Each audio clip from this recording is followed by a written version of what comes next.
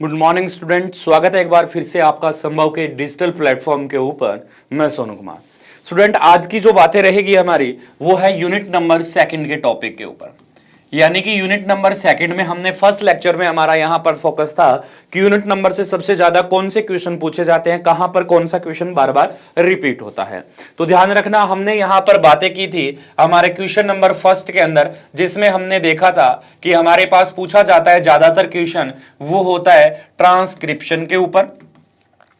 फिर उसके बाद में हमारे से सेकंड नंबर क्वेश्चन पूछ लिया जाता है वो है हमारे पास ट्रांसलेशन के ऊपर। और थर्ड क्वेश्चन है स्टूडेंट, वो सबसे इंपॉर्टेंट था जिसमें हमने बात की थी किसके ऊपर, जीन रेगुलेशन के ऊपर। ये हमारे पास तीन टॉपिक हैं जो यूनिट नंबर थर्ड से यानी सेकंड से दोबारा क्वेश्चन रिपीट होते हैं। तो सबसे पहले देखता हूं कि हमने यूनिट नंबर सेकंड में सबसे पहले क्वेश्चन पूछा जाता है ट्रांसक्रिप्शन का। तो ध्यान रखना, ट्रांसक्रिप्शन क्या होता है स्टूडेंट। तो ट्रांसक्रिप्शन है वो हमारे पास डीएनए से, ट्रांसक्रिप्शन क्या होता है स्टूडेंट, डीएनए से आरएनए का जो निर्माण होता है वो प्रोसेस क्या कहलाती है, आपकी ट्रांसक्रिप्शन कहलाती है। यानी डीएनए से आप किसका निर्माण करोगे, आरएनए का निर्माण करोगे, तो आपके पास प्रोसेस किस में बदल गई है, ट्रांसक्रिप्शन के अंदर वो प्रोसेस बदल गई है। अब हमारे पास आता है कि ट्रांसक्रिप्शन कहां होता है। तो ध्यान रखना, ये भी प्रोसेस है वो आपकी कहां होती है, न्यूक्लियस यानी केंद्रक के अंदर होती है। रेप्लिकेशन वाली प्रोसेस थी वो भी कहां हो रही थी, केंद्रक के अंदर हो रही थी। तो सबसे पहले ध्यान रखना स्टूडेंट कि हमारे पास इनमें क्या क्या चीजों की जरूरत होती है। तो हमारे पास ये नॉर्मली डीएनए प्रेजेंट्स रहता है। ये हमारे पास कुछ ऐसा डीएनए होता है, इसका 1 प्राइम 3 प्राइम दूसरा प्राइम हमारे पास 5 प्राइम कहलाता है। जो 5 प्राइम सिरा होता है उसका दूसरा अपोजिट सिरा 3 प्राइम मिलता है, और एक सिरा जो 3 प्राइम होता है उसका अपोजिट सिरा हमारे पास क्या मिलता है, 5 प्राइम मिलता है। और ध्यान में देने वाली इंपॉर्टेंट बात है कि इनमें बीच में एक साइट होती है जिसको हम +1 साइट कहते हैं, यानी कि इसे ही हम क्या कहते हैं, ट्रांसक्रिप्शन की स्टार्ट पॉइंट कहते हैं या स्टार्टिंग साइट कहते हैं। इस +1 के इस तरफ देखा जाए तो हमारे पास जो सीक्वेंस होती है वो पूरी की पूरी किस में रहती है स्टूडेंट, नेगेटिव में रहती है, यानी माइनस में रहती है। -1 -2 -3 -4 -6 -7 इस तरह की सीक्वेंस होती है वो रहती है। इसीलिए इस साइट्स को हमें क्या कहना पड़ता है स्टूडेंट, अपस्ट्रीम साइट कहा जाता है। जो नेगेटिव साइट्स होती है, या फिर मैं कहूं स्टूडेंट +1 के 5 प्राइम सिरे की तरफ हमारे पास जो साइट रहती है उसका नाम क्या होता है स्टूडेंट, अपस्ट्रीम होता है। और इसकी दूसरी तरफ जो सीक्वेंस आपकी पॉजिटिव में रहती है, प्लस में रहती है, उसका नाम हम क्या रखते हैं, यहां पर डाउनस्ट्रीम रखते हैं। अब ध्यान देना कि +1 ये नेगेटिव साइड्स की तरफ होता है, तो यहां पर क्या किया जाता है, यहां पर हमारा पॉलीमरेज बाइंड करता है। क्या करता है स्टूडेंट, पॉलीमरेज बाइंड करता है। पॉलीमरेज कहां करता है, तो ध्यान रखना, पॉलीमरेज के लिए हमारे पास अलग अलग साइट्स होती है।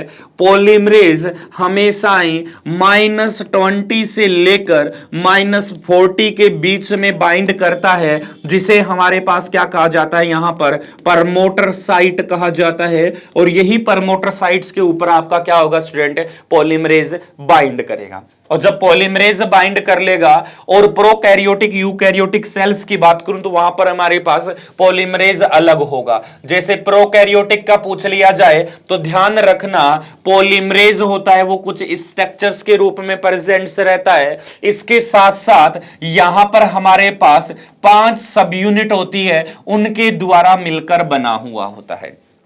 ठीक है, पॉलीमरेज 5 सब यूनिट के द्वारा मिलकर बना है। पहला होता है अल्फा 1, दूसरा है अल्फा 2, फिर आता है बीटा, फिर आता है बीटा प्राइम, फिर आता है आपका ओमेगा, और लास्ट में आता है आपके पास कितना, सिग्मा। अब आप ये मत कहना कि ये यूनिट तो 6 हो गई, लेकिन ध्यान रखना कि जो ये अल्फा की बात हमने की है वो अल्फा नॉर्मल होता है। ये अल्फा हमारे पास अलग अलग रूप में फिर हमें डिवाइड करना पड़ता है। तो alpha beta beta prime, omega, sigma होता है स्टूडेंट, ये कैसा होता है, 5 सब यूनिट के द्वारा मिलकर है वो हमारे पास प्रेजेंट्स रहता है। अगर मैं इस अल्फा बीटा को बनाऊं तो ध्यान रखना अल्फा सब यूनिट होती है अल्फा 1, वो यहां पर प्रेजेंट्स रहती है। अल्फा 2 सब यूनिट है वो आपके पास इस जगह पर प्रेजेंट रहेगी। यहां पर जो सब यूनिट है स्टूडेंट वो कौन सी होती है, आपके पास बीटा होती है, और इस जगह पर आपके पास बीटा प्राइम पाया जाता है। और यहां पर आपको इस कोने के अंदर क्या मिलता है स्टूडेंट, ओमेगा मिलता है। और ध्यान रखना ये प्रोसेस आपकी सिग्मा कहां मिलेगा, इस जगह पर यहां पर प्रेजेंट रहेगा। ये पांचों की पांचों सब यूनिट जब मिल जाती है किसके साथ, पॉलीमरेज के साथ, तो इस प्रकार की प्रोसेस को हम किस नाम से जानते हैं स्टूडेंट, होलो एंजाइम कहते हैं। इसे हम किस नाम से जाना जाता है, होलो एंजाइम्स कहा जाता है। और जब इस होलो एंजाइम्स में, यहां पर लिख देता हूं कि अगर इस होलो एंजाइम्स में से अगर हमने सिग्मा फैक्टर को क्या कर दिया है स्टूडेंट, निकाल दिया है, इस सिग्मा फैक्टर को हमने निकाल दिया, माइनस कर दिया, तो ये हमारे पास क्या बच जाता है, आपका कोर एंजाइम है वो हमारे पास होता है। जैसे अगर बात करूं तो ये हमारे पास पॉलीमरेज है, अगर इस पॉलीमरेज में हमने बना दिया अल्फा 1 यहां पर, अल्फा 2 आपका यहां पर आपका बीटा, यहां पर आपका बीटा प्राइम, यहां पर आपका ओमेगा, तो ये यूनिट तो आपका किस नाम से जानी जाएगी, कोर एंजाइम्स होगा। और ये एंजाइम्स आपका किस नाम से जाना जाएगा, होलो एंजाइम्स के नाम से जाना जाएगा। अब अगर मैं बात करूं आगे तो हमारे पास जो ट्रांसक्रिप्शन होता है वो हमारे पास टोटली 3 स्टेप में कंप्लीट होता है।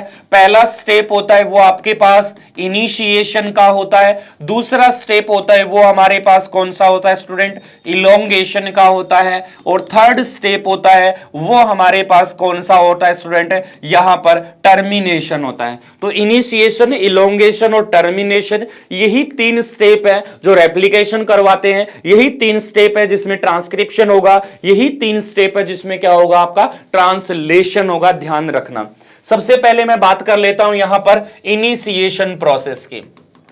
यहां पर कौन सी प्रोसेस चल रही है अपनी, इनिशिएशन प्रोसेस की, कि इनिशिएशन प्रोसेस कैसी होगी, तो ध्यान रखना कि हमारे पास इस तरह का क्या होगा, आपका डीएनए होगा जिसका 5 प्राइम 3 प्राइम सिरा, और हमारे पास कौन सा होगा, 5 प्राइम होगा। इन दोनों के बीच में आपका क्या होगा स्टूडेंट, हाइड्रोजन बॉन्ड प्रेजेंट रहेगा। बीच की साइड +1 साइट कहलाती है, ये आपकी अपस्ट्रीम कहलाती है, और ये साइट हमने देखा था कौन सी होती है, डाउनस्ट्रीम होती है। सबसे पहले आपका जो पॉलीमरेज होता है वो यहां पर बाइंड होता है, ये सबसे पहले पॉलीमरेज आपका बाइंड होता है। कहां पर बाइंड होता है, -20 से लेकर -40 वाली सीक्वेंस होती है, उसको आप क्या कहते हो, प्रमोटर साइट कहते हो। और इस प्रमोटर साइट्स पे आपका क्या बाइंड होता है, सबसे पहले पॉलीमरेज बाइंड होता है। और ध्यान रखना एक चीज और यहां पर मैं रिपीट करना चाहूंगा कि प्रोकैरियोटिक सेल्स में सिर्फ एक ही प्रकार का 1 टाइप्स का पॉलीमरेज होता है।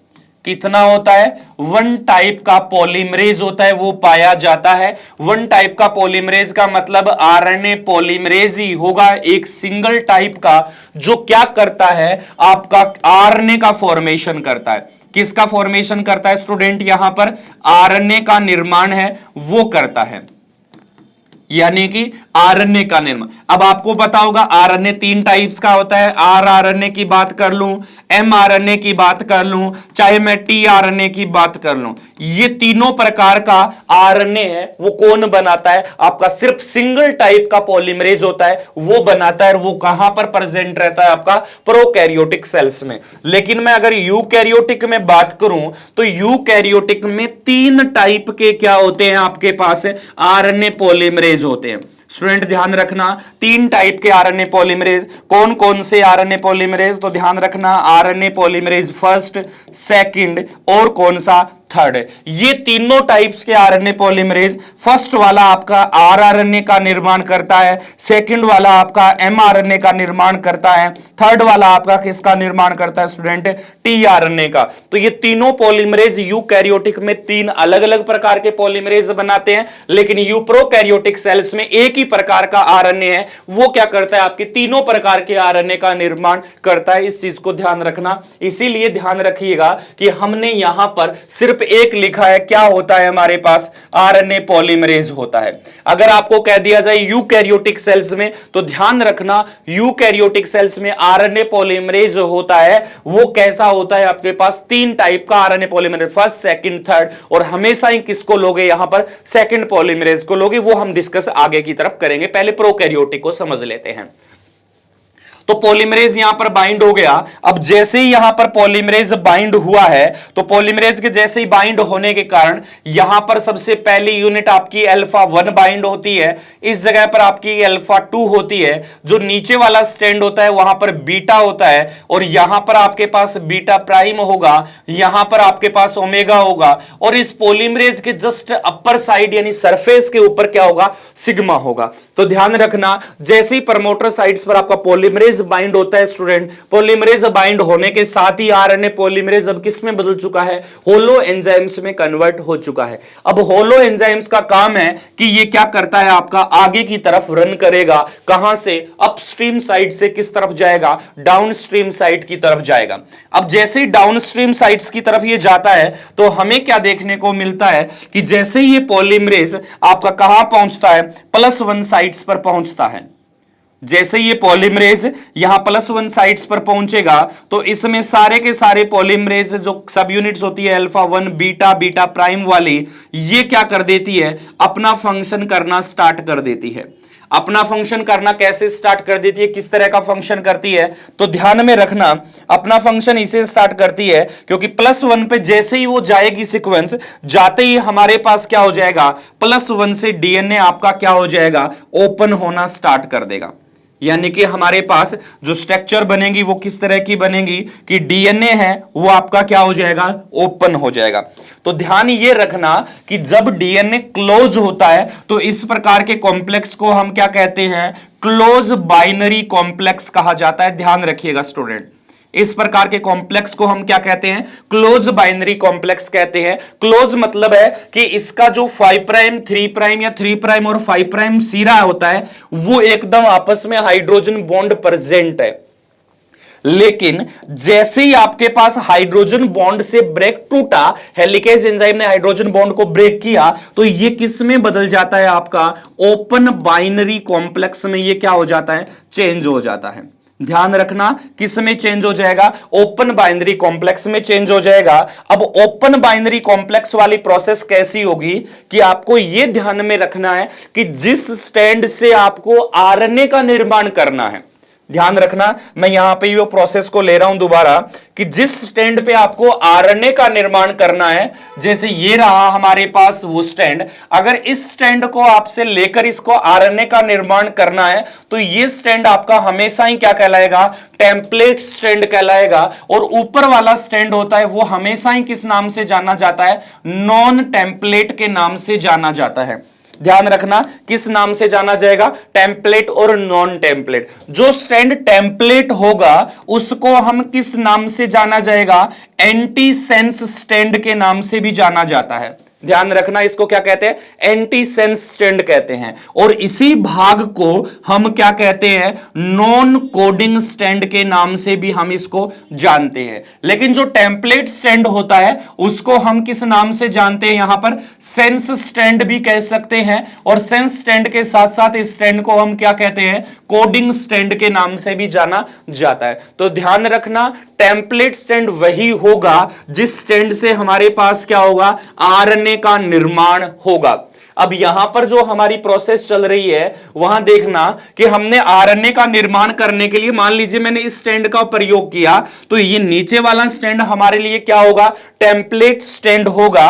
और अब ये टेम्पलेट स्टैंड होगा तो ध्यान रखना इस प्रोसेस को स्टूडेंट, कि जिस स्टैंड के टेम्पलेट मान रहे हो उसी स्टैंड पर आपका क्या होगा, पॉलीमरेज बाइंड होगा। आ रही होगी बात समझ में। जिस स्ट्रैंड को आपने टेम्पलेट माना उसी स्ट्रैंड पर आपका क्या होगा, पॉलीमरेज बाइंड होगा। और इस पॉलीमरेज के बाइंड होते ही आपका सबसे पहले क्या देखने को मिलेगा, वो सारी यूनिट है वो इस टेम्पलेट के ऊपर आकर यहां पर क्या हो जाती है, बाइंड हो जाती है। यानी ये बीटा हो गया, बीटा प्राइम हो गया, ओमेगा हो गया, और ये कौन सा हो गया, सिग्मा हो गया। इसका मतलब कि ऊपर वाला जो ये स्ट्रैंड है आपका वो कहां रहेगा, इस कोर एंजाइम के अपर साइड में बाहर की तरफ रहेगा। जैसे ये स्ट्रैंड थे दो, इन दोनों के बीच में मान लो कोई आ गया तो ये कहां चला गया, ऊपर की तरफ हो गया। बीच में इसके अंदर क्या हमने ऐड कर दिया, पॉलीमरेज को ऐड कर दिया है। तो ये स्ट्रैंड हमारे पास किसका बन गया, अब ओपन बाइनरी कॉम्प्लेक्स का बन गया। बाइनरी का मतलब होता है स्टूडेंट दो का मतलब हमारे पास एक कौन है, एक हमारे पास आरएनए पॉलीमरेज है और दूसरा हमारे पास कौन है, डीएनए है। डीएनए है और आरएनए पॉलीमरेज है, वो हमारे पास क्या कहलाता है, बाइनरी कॉम्प्लेक्स कहलाता है। अब इसके बाद में नेक्स्ट हमारे पास क्या होगा कि अब हमारे पास आरएनए का फॉर्मेशन स्टार्ट होगा।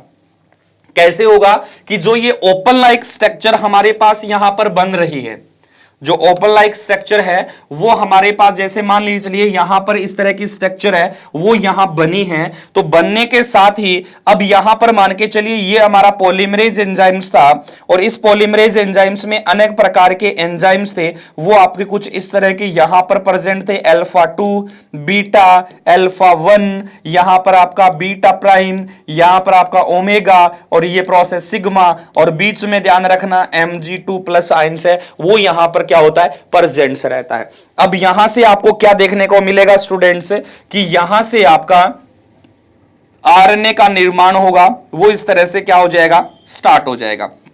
और आरएनए का निर्माण कहां से स्टार्ट होगा, तो +1 साइट से आपका आरएनए बनना स्टार्ट हो जाएगा। और जो सिरा बनेगा वो सिरा आपके पास क्या कहलाता है, 5' कहलाता है। किसने बनाया, इस पॉलीमरेज ने बनाया। कौन सा पॉलीमरेज था, वो आरएनए पॉलीमरेज। तो ध्यान रखना वो कौन सा था हमारे पास पॉलीमरेज, वो हमारे पास था होलो एंजाइम्स के रूप में पॉलीमरेज है, वो यहां प्रेजेंट है, जिसने क्या कर दिया, आरएनए का निर्माण कर दिया। जैसे ही आपका आरएनए बनना स्टार्ट हुआ स्टूडेंट्स, ध्यान में रखना, जैसे ही आपका आरएनए बनना स्टार्ट हो जाता है, तो आरएनए बनना स्टार्ट हो गया तो ये प्रोसेस होता है वो क्या कहलाता है, टर्नरी कॉम्प्लेक्स के नाम से जाना जाता है। पहले तो हमारे पास किस नाम से जाना जा रहा था, बाइनरी कॉम्प्लेक्स कह रहे थे, लेकिन अब उसको हमने क्या कह दिया, टर्नरी कॉम्प्लेक्स। टर्नरी का मतलब क्या है कि इसमें आरएनए बन गया, इसमें हमारे पास डीएनए स्ट्रैंड प्रेजेंट है, और इसके साथ साथ हमारे पास एक और क्या प्रेजेंट है, आपका आरएनए पॉलीमरेज प्रेजेंट है। इन तीनों की वजह से हमने इसका नाम ही स्टूडेंट क्या रख दिया है, टर्नरी कॉम्प्लेक्स रख दिया है। आई बात समझ में। जैसे ही ये प्रोसेस कंप्लीट होगी, जैसे ही आरएनए बनना स्टार्ट होगा, तो हमारे पास जो इनिशिएशन प्रोसेस थी, यानी कि जो हमारे पास यहां पर इनिशिएशन प्रोसेस हमने जो बनाई है वो हमारे पास क्या हो जाती है स्टूडेंट, कंप्लीट हो जाती है। यानी ये इनिशिएशन प्रोसेस है वो हमारे पास क्या हो गई है, कंप्लीट हो गई है। अब इनिशिएशन प्रोसेस हमारी कंप्लीट। अब इनिशिएशन प्रोसेस के बाद में हमारे पास जैसे ही क्या होगा, इलोंगेशन प्रोसेस स्टार्ट हो गई। जैसे ही हमारे पास इलोंगेशन प्रोसेस स्टार्ट होगी, तब हमारे पास सबसे ज्यादा क्या देखने को मिलता है कि हमारे पास जो लास्ट डायग्राम आपका बन रहा था वो कुछ ऐसा डायग्राम हमारे पास देखने को मिल रहा था। यानी कि जो लास्ट डायग्राम था हमारे पास इलोंगेशन का, वो हमारे पास कैसा देखने को मिला था कि हमारे पास ये स्ट्रैंड इस तरह का डायग्राम देखा, इस तरह का देखा। हमारे पास यहां पर क्या था, +1 साइट्स थी जिसने आरएनए का निर्माण किया। अब वो पॉलीमरेज था वो यहां पर चला गया है। अब पॉलीमरेज में पहले क्या क्या चीजें प्रेजेंट थी वो देख लेना कि पहले हमने जब बनाया तो अल्फा था, यहां पर अल्फा 1 अल्फा 2 था, यहां पर हमारे पास बीटा था, यहां पर बीटा प्राइम था, यहां पर हमारे पास ओमेगा था, और ये प्रोसेस हमारी क्या थी, सिग्मा थी। तो ध्यान रखना जब तक सिग्मा रहेगा तब तक इनिशिएशन प्रोसेस रहेगी, लेकिन जैसे ही हमारे पास इलोंगेशन प्रोसेस स्टार्ट होगी, आपका सिग्मा फैक्टर है वो स्टूडेंट यहां से क्या हो जाएगा, जाएगा, रिमूव हो जाएगा, और रिमूव होते ही जो ये पॉलीमरेज है वो अब किसका निर्माण कर देगा, कोर एंजाइम का निर्माण कर देगा। तो आपसे पूछ लिया जाए कि ट्रांसक्रिप्शन में अल्फा फैक्टर किस लिए काम में आता है, तो वो क्या करता है, आपका अल्फा फैक्टर होता है वो सिर्फ इनिशिएशन प्रोसेस को काम करने के लिए काम में लिया जाता है। या ऐसा कौन सा एंजाइम्स है, या ऐसा कौन सा एंजाइम्स है जो सिर्फ ट्रांसक्रिप्शन के इनिशिएशन साइट्स में काम में आता है, इलोंगेशन टर्मिनेशन में नहीं आता, तो वो होता है आपके पास कोर एंजाइम्स, होलो एंजाइम्स। और जैसे ही वो इलोंगेशन में होता है वो किस में बदल जाता है, आपका कोर एंजाइम्स में कन्वर्ट हो जाता है। अब यहां से स्टूडेंट हमने क्या देखा था कि हमारा यहां से जो आरएनए था वो बन रहा था 5 प्राइम। अब धीरे धीरे ये प्रोसेस आपको पता है कि किस तरफ जाएगी, कि ये प्रोसेस है वो धीरे धीरे ट्रांसक्रिप्शन आपका कहां पर चला जाएगा, एंडिंग पॉइंट पर चला जाएगा। इस तरह से आपका क्या हो जाएगा, ट्रांसक्रिप्शन एंडिंग पॉइंट पर चला जाएगा। ये फैक्टर है वो यहां पर होगा, इसमें अनेक प्रकार के फैक्टर जुड़े हुए मिलेंगे, और आपका आरएनए है वो यहां पर बन जाएगा कौन सा, 5 प्राइम। और ये लगभग +1 से लगभग मान के चलिए मैंने कहां पहुंचा दिया है, +60 के ऊपर पहुंचा दिया। यहां पर मान के चलिए अल्फा है, यहां पर अल्फा 2 है, यहां पर बीटा है, यहां पर बीटा प्राइम है, यहां पर आपका कौन है, ओमेगा है। ये फैक्टर हमेशा ही कहां रहते हैं, प्रोकैरियोटिक सेल्स के अंदर रहेंगे, और ये आपका क्या हो जाता है, 5 प्राइम सीक्वेंस है वो बन जाती है। ये प्रोसेस आती है कहां पर, आपकी एलोंगेशन के अंदर। अब आता है कि टर्मिनेशन कैसे होता है। तो टर्मिनेशन ध्यान में रखना स्टूडेंट, इन टर्मिनेशन प्रोकैरियोटिक यूकैरियोटिक में सेम सा ही होता है। किस तरह का होता है वो ध्यान रखना, तो वो होता है 2 प्रकार का, यानी टर्मिनेशन कितने टाइप का होता है, 2 टाइप्स का देखने को मिलता है। पहला होता है टर्मिनेशन रो डिपेंड, और दूसरा टर्मिनेशन होता है वो कैसा होता है, आपका इनडिपेंड प्रोसेस होता है, यानी डिपेंड और इनडिपेंड प्रोसेस। अब रो डिपेंड और इनडिपेंड होता है, तो सबसे पहले मैं बात कर लेता हूं कि जो रो फैक्टर होता है वो क्या होता है। तो ध्यान रखना कि रो फैक्टर होता है वो एक प्रकार का हेक्सामेरिक प्रोटीन के थ्रू मिलकर बना है।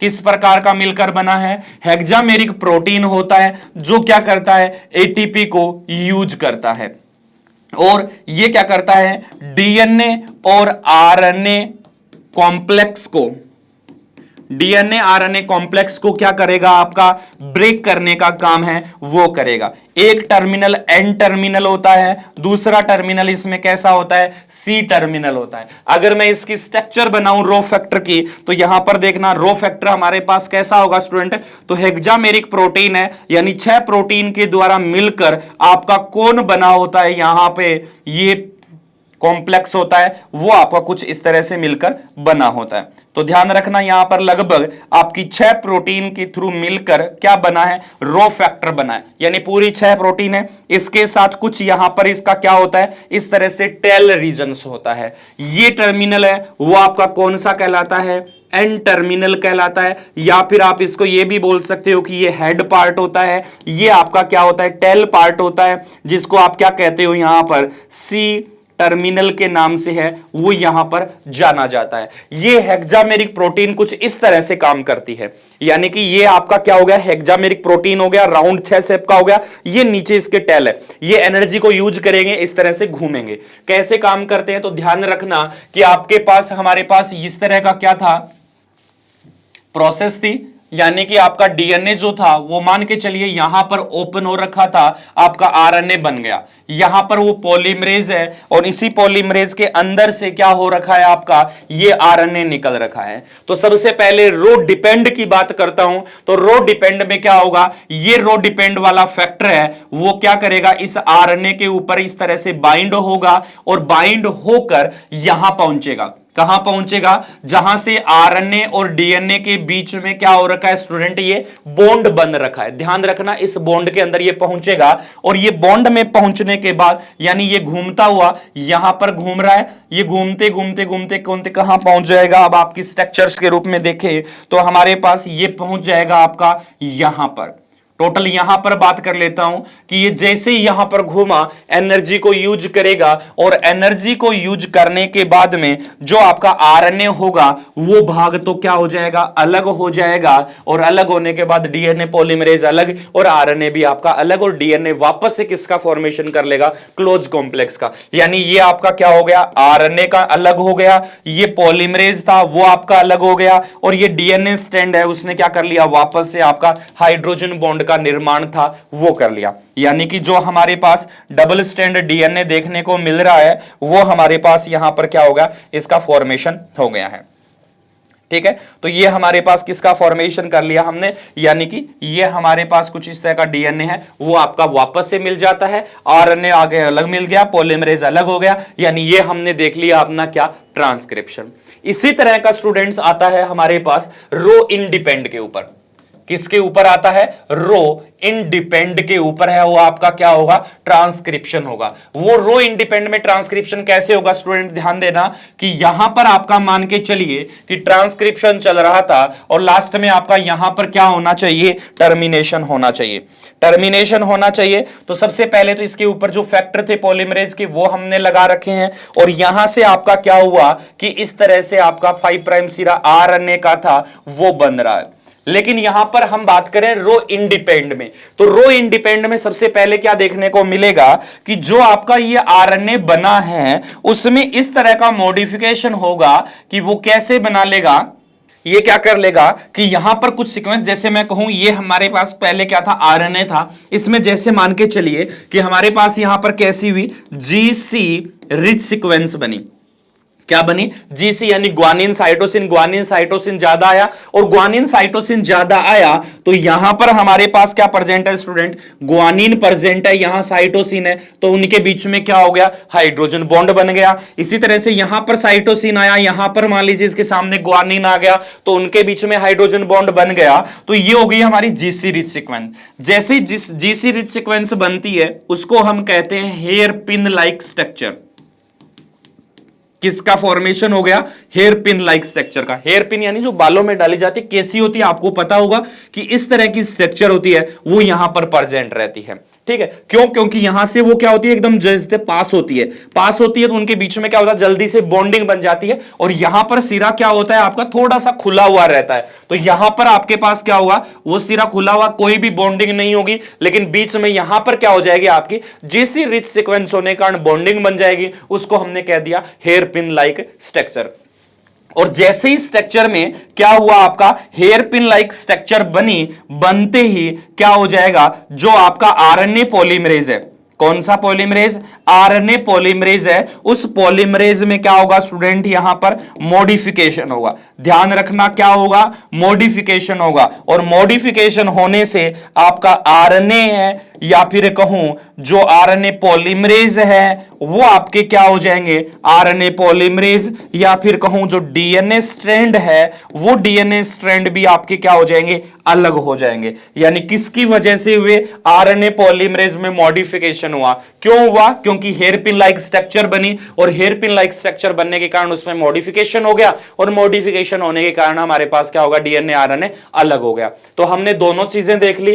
पहला तो देख लिया है कि हमारे पास रो डिपेंड क्या होता है, हेलिक्सामेरिक प्रोटीन एटीपी यूज करेगा, इस तरह से रिंग लाइक स्ट्रक्चर होगी जो यहां से घूमना हुआ स्टार्ट करेगा, और जिस स्ट्रक्चर पे ये सबसे पहले बाइंड हुआ था उस सीक्वेंस को हमने क्या कहा है, उसके लिए रट साइट नाम दिया है। यानी कई बार पूछा जाता है रट साइट क्या होती है, तो आपको यही ध्यान में रखना है कि वह रो फैक्टर जो सबसे पहले आरएनए के ऊपर जिस जगह पर बाइंड करता है उसे हम क्या कहते हैं, रट साइट कहते हैं। उस जगह पर आपका आरएनए पॉलीमरेज रट रो फैक्टर बाइंड किया, और रो फैक्टर बाइंड कर आगे जाएगा, आगे जाकर जो आरएनए डीएनए का जो कॉम्प्लेक्स है, यानी यहां से लेकर जो आपका कॉम्प्लेक्स बना हुआ है पूरा का पूरा, ये कॉम्प्लेक्स, इस कॉम्प्लेक्स को हम क्या कहते हैं, आरएनए डीएनए कॉम्प्लेक्स के नाम से जानते हैं। ये आरएनए डीएनए कॉम्प्लेक्स है, उसके ऊपर आकर क्या करता है, रो फैक्टर बाइंड होता है, बाइंड होते ही वो क्या हो जाता है, दोनों के बीच के हाइड्रोजन बॉन्ड को क्या कर देगा, यहां पर इनके बीच के हाइड्रोजन बॉन्ड को क्या कर देगा, ये ब्रेक कर देगा, और ब्रेक करने के बाद हमारे पास ये प्रोसेस है हो जाएगी। तो ये था हमारे पास यहां पर कौन सा, प्रोकैरियोटिक ट्रांसक्रिप्शन। अब इसकी प्रोसेस में आगे नहीं समझाऊंगा आपको ज्यादा, ये हमने देख लिया हेयर पिन लाइक इंडिपेंडेंट वाला फैक्टर, और इसके बाद में हमें बात करनी है कि क्या होगा। तो अब मैं बात कर रहा हूं यूकैरियोटिक के ट्रांसक्रिप्शन पे। ध्यान रखना वही चीज, यूकैरियोटिक का ट्रांसक्रिप्शन होता है वही 3 स्टेप में होता है। पहला होगा इनिशिएशन, दूसरा होगा हमारे पास यहां पर कौन सा, इलोंगेशन, और तीसरी प्रोसेस हमारे पास यहां पर स्टूडेंट कौन सी होगी, आपकी टर्मिनेशन होगी। तो इनिशिएशन, इलोंगेशन और टर्मिनेशन प्रोसेस तीनों स्टेप होती है। लेकिन यहां पर आपको यह ध्यान में रखना है कि अब हमारे पास जो पॉलीमरेज की जरूरत होती है वो हमारे पास ज्यादा पॉलीमरेज कौन सा चाहिए, आरएनए पॉलीमरेज सेकंड चाहिए। क्यों चाहिए, क्योंकि आरएनए पॉलीमरेज सेकंड के थ्रू क्या बनता है, आपका एमआरएनए का निर्माण है वो होता है। तो हमें प्रोटीन बनाने के लिए एमआरएनए चाहिए, तो एमआरएनए के लिए आपके पास कौन सा होगा, आरएनए पॉलीमरेज आप सेकंड का यूज करोगे। लेकिन आपके पास यहां पर ध्यान रखना कि जो आरएनए पॉलीमरेज होता है, इस आरएनए पॉलीमरेज को काम करने के लिए कुछ क्या हो चाहिए, फैक्टर की जरूरत होती है। ध्यान रखना किस फैक्टर की जरूरत होती है, कुछ फैक्टर की जरूरत होती है, वो बता देता हूं कौन कौन से फैक्टर की जरूरत होगी। तो ध्यान रखना सबसे पहले हमारे पास जो चाहिए वो होता है आपके पास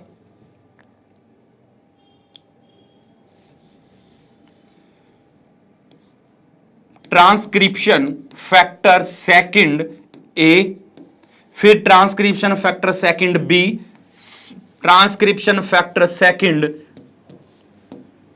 डी, फिर ई, फिर एफ, और फिर जी, और फिर एच। जी नहीं आएगा, एच आएगा। ये प्रकार के जो 6 फैक्टर है वो हमारे पास चाहिए होते हैं, यानी A B D E F और एच। ये तो है उनका क्या कि कैसे कौन कौन से फैक्टर काम में आएंगे। अब मैं यहां पे लिख रहा हूं कि जो ये हमारे पास ट्रांसक्रिप्शन फैक्टर सेकंड है वो बाइंड कैसे करेंगे, यानी कि उनके बाइंड करने की जो सीक्वेंस होती है वो हमारे पास कैसी होती है, किस तरह से वो बाइंड करते हैं। तो ध्यान रखना कि सबसे पहले ट्रांसक्रिप्शन फैक्टर सेकंड होगा, वो कौन सा बाइंड करेगा। तो ध्यान रखना कि सबसे पहले आपका डी आएगा, फिर ए आएगा, फिर बी आएगा, फिर आपका ई आएगा, पहले ई बी के बाद में फिर आपका एफ आएगा, फिर आपका ई आएगा, और फिर आपके पास कौन सा आएगा स्टूडेंट, एच आएगा। तो याद रखने का एक ही तरीका है, द यानी डी मतलब द, अमिताभ बच्चन यानी ए और बी, एफ का मतलब फैंटास्टिक, ई का मतलब एक्टर, और एच का मतलब है। तो याद रख लेना इस चीज को कि the Amitabh Bachchan fantastic actor है, ये किसकी है, आपके यूकैरियोटिक के ट्रांसक्रिप्शन के जो फैक्टर हैं उनके बाइंड होने का सीक्वेंस है। दोबारा बोल रहा हूं क्या सीक्वेंस है, the Amitabh Bachchan fantastic actor है। तो देख लीजिए the Amitabh Bachchan fantastic actor है, ये क्रम किसका हो गया, फैक्टर ट्रांसक्रिप्शन फैक्टर के बाइंड होने का यूकैरियोटिक में। और नॉर्मल क्या क्रम है, A B D E F और एच के रूप में आपके फैक्टर है वो प्रेजेंट्स रहते हैं। अब इसमें आगे ध्यान में रखना कि सबसे पहले हमारे पास वही सीक्वेंस आपकी इस तरह से प्रेजेंट रहेगी, जो +1 साइट्स होती है उसका एक तरफ हमारे पास कौन सा था, अपस्ट्रीम था, दूसरी तरफ हमारे पास कौन सी सीक्वेंस मिल रही थी, आपकी डाउनस्ट्रीम मिल रही थी। सबसे पहले यहां पर हमारे पास -25 के अंदर स्टूडेंट ध्यान रखना एक सीक्वेंस पाई जाती है जिसको हम TAT कहते हैं। तो इसीलिए उसका हमने नाम ही रख दिया कि यह हमारे पास कौन सा बॉक्स होता है, टाटा बॉक्स होता है। और हमेशा ही इस टाटा बॉक्स पर एक प्रोटीन बाइंड रहती है जिस प्रोटीन का नाम है टाटा बॉक्स बाइंडिंग प्रोटीन, यानी कौन सी प्रोटीन हो गई स्टूडेंट, आपकी TBP प्रोटीन्स है, वो हमारे पास यहां पर प्रेजेंट है। ध्यान रखना कौन सी प्रोटीन की बात कर रहा हूं, TBP प्रोटीन्स की बात कर रहा हूं। सबसे पहले TBP प्रोटीन्स के इस अपर साइड्स में हमारे पास जो फैक्टर बाइंड होता है वो कौन सा होता है, transcription factor second D bind होता है। कहां बाइंड किया, टाटा बॉक्स के ऊपर इसने बाइंड कर लिया है। उसके बाद में दूसरा फैक्टर है वो यहां इसी ट्रांसक्रिप्शन फैक्टर के साथ ही बाइंड करता है, इसका नाम होता है ए, और इसके जस्ट पास में ही हमारे पास कौन हो जाता है, बी फैक्टर है, वो बाइंड कर लेता है। यानी टाटा बाइंडिंग प्रोटीन है, उसके ऊपर हमारे पास डी और दोनों तरफ हमारे पास क्या रहते हैं, ए और बी फैक्टर रहते हैं। इसी के जस्ट पास में ही हमारे पास सबसे पहले क्या आता है, आपका पॉलीमरेज आकर यहां पर बाइंड होता है। ध्यान रखना कहां पर आकर बाइंड हुआ है, जो ये पॉलीमरेज है वो आपका यहां पर आकर बाइंड हो गया।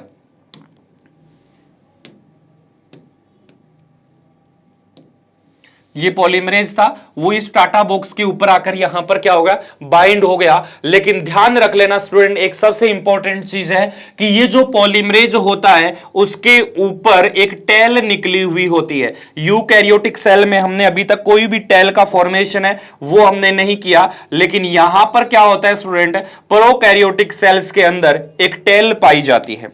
क्या पाई जाती है, यूकैरियोटिक सेल के अंदर टेल पाई जाती है, जिसका नाम होता है यहां पर सी टर्मिनल। यहां पर उसको किस नाम से जाना जाता है, सी टर्मिनल के नाम से जाना जाता है, जो पॉलीमरेज के साइड्स पर लगी हुई रहती है। सबसे पहले यहां पर क्या होगा, आपका ए हो गया, बी हो गया, डी बाइंड हो गया फैक्टर। अब उसके बाद में इस पॉलीमरेज के अंदर सिर्फ आपके फैक्टर होंगे वो ई, और दूसरी तरफ यहां पर इसके जस्ट पास में ही कौन सा फैक्टर होगा, एच होगा, और इसके जस्ट ऊपर हमारे पास पॉलीमरेज के ऊपर कौन सा फैक्टर होगा, एफ होगा। यहां पे ही बता रहा हूं, इस पॉलीमरेज को मैं दोबारा बनाकर, यहां पर आपका कौन सा फैक्टर ई होगा, यहां पर आपका एच होगा, और इसके जस्ट आपका ऊपर कौन सा होगा, ट्रांसक्रिप्शन फैक्टर एफ होगा। ए और बी था वो यहां पर कुछ प्रेजेंट है, ये जैसे टीबीपी प्रोटीन थी, इस टीबीपी प्रोटीन के ऊपर डी बाइंड हुआ, इसके एक तरफ ए बाइंड हो गया, और इसकी तरफ कौन सा होगा, बी हो गया। तो the Amitabh Bachchan fantastic actor है, ये आपस में इस तरह से क्या हो जाती है, इनकी सीक्वेंस के बाइंड होने का क्रम होता है, वो हमारे पास यहां पर प्रेजेंट रहता है। अब बात यह आती है कि हमने जो ये फैक्टर यहां पर बना रखे हैं, जो यहां पर ये फैक्टर बाइंड हुए हैं, अब इन फैक्टर के बाइंड होने के बाद में, जैसे ये फैक्टर यहां पर बाइंड हुए हैं, बाइंड होने के बाद में ये कहां जाएंगे, +1 साइट पे जाएंगे। +1 साइट से क्या होगा, आपका डीएनए ओपन होगा, +1 से ट्रांसक्रिप्शन स्टार्ट होगा, आरएनए बनना स्टार्ट करेगा। आरएनए बनना स्टार्ट करेगा तो अब ये आरएनए बन जाएगा, इलोंगेशन प्रोसेस में जाएगा। जब ये यहां पर प्रेजेंट आएगा +1 में, तो क्लोज बाइनरी कॉम्प्लेक्स बनेगा। +1 से हाइड्रोजन बॉन्ड टूटेंगे तो ओपन बाइनरी कॉम्प्लेक्स बन जाएगा। फिर ये कैसा बन जाएगा, आपका टर्नरी बाइनरी कॉम्प्लेक्स बन जाएगा। इलोंगेशन में जाएगा तो इलोंगेशन में क्या हो जाएगा, यहां से ट्रांसक्रिप्शन फैक्टर एफ है वो आपका क्या हो जाएगा स्टूडेंट, रिमूव हो जाएगा। वहां देखा जाए तो आपका सिग्मा फैक्टर बाइंड रिमूव हो रहा था इलोंगेशन में प्रोकैरियोटिक में, या यूकैरियोटिक में कौन सा हो रहा है, आपका एफ फैक्टर है वो यहां से क्या हो रहा है, रिमूव हो रहा है। इसके बाद में एफ फैक्टर जैसे ही आपका यहां से रिमूव हो गया, उसके बाद में आपको क्या, इलोंगेशन, इलोंगेशन के बाद में टर्मिनेशन, और टर्मिनेशन हो जाएगा तो टर्मिनेशन में रो डिपेंड और रो इंडिपेंडेंट प्रोसेस से आपका क्या होगा, टर्मिनेशन होगा। लेकिन ध्यान ये रखना है कि ये टेल हमेशा ही इसके ऊपर क्या रहती है, प्रेजेंट रहती है। अब टेल इसके ऊपर हमेशा ही प्रेजेंट रहेगी तो टेल का काम क्या है, तो जितने न्यूक्लियोटाइड का, जैसे कहूं कि ये आरएनए बन रहा है, इसके ऊपर जैसे ए जी सी you, A C A ji you, ये जितने भी फैक्टर है, जैसे 1 2 3 4 5 6 7 8 9 10 11 न्यूक्लियोटाइड मान के 11 न्यूक्लियोटाइड का आपका आरएनए बना है, तो इस सी टर्मिनल के ऊपर उतने ही आपको क्या ऐड करने हैं स्टूडेंट, फॉस्फेट ऐड करने हैं। ध्यान से सुन लेना कि यूकैरियोटिक सेल्स के पॉलीमरेज के ऊपर हमारे पास क्या होता है, किसी भी प्रकार का कोई भी, हमारे पास कोई भी किसी भी प्रकार का टेल नहीं पाई जाती, सी टर्मिनल नहीं होता, लेकिन यूकैरियोटिक में सी टर्मिनल होता है। क्यों होता है पॉलीमरेज पे, ताकि जितने न्यूक्लियोटाइड का आपका आरएनए बना है उतने ही न्यूक्लियोटाइड उसके ऊपर क्या हो सके, ऐड हो सके। ध्यान रखना, उतने ही न्यूक्लियोटाइड ऐड करने के लिए, उतने ही न्यूक्लियोटाइड का फॉस्फेट ऐड करने के लिए हमारे पास क्या प्रेजेंट रहती है, आपकी सी टर्मिनल टेल रहती है, जिसके ऊपर हम जितने न्यूक्लियोटाइड आरएनए में जोड़ते जाते हैं उतने ही न्यूक्लियोटाइड आपके कहां हो जाते हैं, इस सी टर्मिनल के ऊपर ऐड होते जाते हैं। और जैसे जैसे आप यहां पर आगे की तरफ बढ़ूं, तो जैसे जैसे मान के चलिए कि आपने क्या किया है, सबसे पहले हमारे पास ये फैक्टर था, यहां से आपका क्या हो गया है, इस तरह से ट्रांसक्रिप्शन था, और यहां पर आपका पॉलीमरेज बाइंड है, ये पॉलीमरेज की टेल हो गई, और यहां से आपका क्या किया, आपने आरएनए का निर्माण कर दिया, ये 5 प्राइम। जितने न्यूक्लियोटाइड हैं, जैसे मान के चलिए पहला, दूसरा, तीसरा न्यूक्लियोटाइड, यहां पर जितने भी न्यूक्लियोटाइड आपने बनाए हैं उतने ही न्यूक्लियोटाइड आपको क्या करने पड़ेंगे, इसके ऊपर फॉस्फेट को ऐड करना पड़ेगा। यानी जितने न्यूक्लियोटाइड आपने यहां पर ऐड किए हैं उतने ही न्यूक्लियोटाइड का आपका क्या किया है, आपका यानी जितने न्यूक्लियोटाइड यहां पर आपने फॉस्फेट ऐड किए हैं उतने न्यूक्लियोटाइड का आपका क्या बना है स्टूडेंट, यहां पर आरएनए बना है। जैसे ये +1 साइड्स थे, अब इसके ऊपर जैसे इलोंगेशन की बात करूं तो इलोंगेशन में पहले यहां पर इनिशिएशन में आपका कौन सा फैक्टर था, एफ था, लेकिन यहां से आपका क्या हो जाता है, एफ फैक्टर है वो रिमूव हो जाता है। यहां पर कौन बचता है आपका, ई और एच फैक्टर बचते हैं जो हाइड्रोजन बॉन्ड को आगे तोड़ते जाते हैं और आपका आरएनए बनता जाता है। फिर आपका क्या हो जाएगा, हेयर पिन लाइक स्ट्रक्चर बन जाएगी। वो हेयर पिन लाइक स्ट्रक्चर आपको क्या कर देगी, टर्मिनेशन को कंप्लीट कर देगी। तो आया हुआ कुछ दिमाग में स्टूडेंट, ये क्वेश्चन प्रोकैरियोटिक यूकैरियोटिक का मैंने अलग अलग बताया ताकि ये दोनों क्वेश्चनों में से कोई ना क्वेश्चन आपका पूछा जाएगा। तो एनर्जी बूस्टर है तो कम से कम हमें इतनी स्पीड में चलना चाहिए कि एनर्जी हमारे पास अंदर आती रहे और हम इस टॉपिक को रिलेट कर सके कि हमने जो पीछे पढ़ा है उसमें से क्या क्या चीजें इंपॉर्टेंट है वो हमारे को पता लगती रहे। तो ये हो गया आपका यूनिट नंबर सेकंड्स का पहला फर्स्ट क्वेश्चन ट्रांसक्रिप्शन का, ट्रांसक्रिप्शन प्रोकैरियोटिक एंड यूकैरियोट्स का। अब मैं प्रोकैरियोट्स के आगे, इसके आगे की बात करूं तो हम आगे चलते हैं अब आगे ट्रांसक्रिप्शन के बाद में ट्रांसलेशन के ऊपर। स्टूडेंट ध्यान रखना ये भी सबसे इंपॉर्टेंट प्रोसेस है ट्रांसलेशन। अब ट्रांसलेशन की प्रोसेस होती है स्टूडेंट ध्यान रखिएगा, ये प्रोसेस होती है वो आपकी कहां होती है, साइटोप्लाज्म में होती है। और जो अभी ट्रांसक्रिप्शन पढ़ रहे थे वो कहां होती है, न्यूक्लियस में होती है। तो न्यूक्लियस में बना हुआ आरएनए या न्यूक्लियस में बना हुआ एमआरएनए न्यूक्लियर पोर की सहायता से, केंद्रक छिद्र की सहायता से, न्यूक्लियर पोर की सहायता से कहां आता है, साइटोप्लाज्म में आता है। और साइटोप्लाज्म में आकर इस जो एमआरएनए है इस एमआरएनए के ऊपर क्या हो जाते हैं, आपके राइबोसोम बाइंड होता है। और जो राइबोसोम यहां पर बाइंड होगा तो वो राइबोसोम बाइंड होने के बाद में यहां पर क्या करेंगे स्टूडेंट, प्रोटीन का निर्माण करेंगे। ध्यान रखना यहां पर किसका निर्माण किया जाता है, प्रोटीन्स का निर्माण किया जाता है। प्रोटीन निर्माण के लिए हमारे पास सबसे इंपॉर्टेंट चीज क्या होती है, राइबोसोम होती है, इसलिए इसको हम क्या कहते हैं, राइबोसोम फैक्ट्री कहते हैं। और ध्यान रख लेना स्टूडेंट्स यहां पर ट्रांसलेशन प्रोसेस हमेशा ही कहां होती है, साइटोप्लाज्म के अंदर होती है। ये चाहे एमआरएनए आपका यूकैरियोटिक सेल्स का हो चाहे आपका एमआरएनए प्रोकैरियोटिक सेल्स का हो, यहां पर ये प्रोसेस होती है।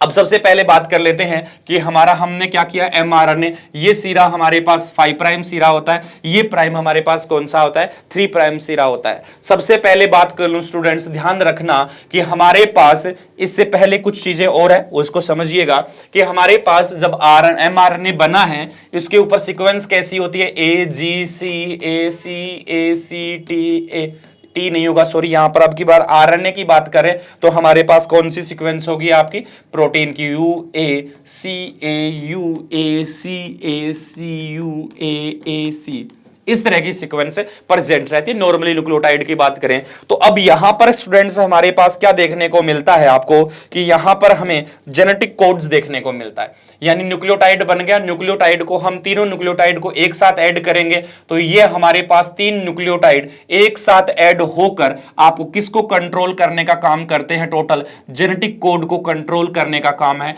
वो करते हैं। तो अगर मैं कहूं कि अगर हमारे पास नॉर्मली ATC और G एक ही है, यहां पर लिख देता हूं U, अगर यही 4 न्यूक्लियोटाइड होते और हमारे पास टोटल क्या है 20 एमिनो एसिड होते हैं।